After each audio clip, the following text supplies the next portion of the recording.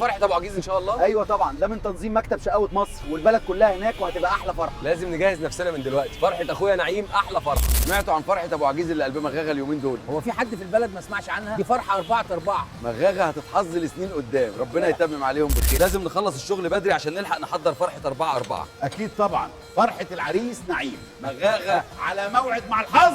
اسمع يا عم واسمع يا خال، بيقول لك نعيم هيدخل مغاغة المونديال.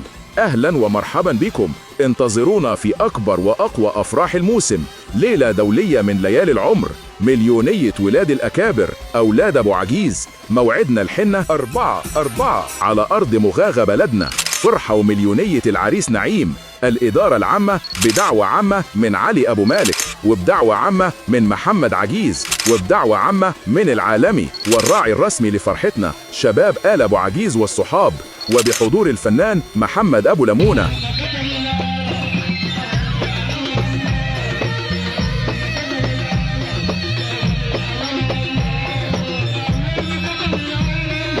وبحضور الفنان محمود العجيب.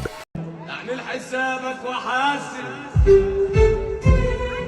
النجل جوه اللي راكب واللي كلاس للنهار. وبحضور الفنان سيد سنبل.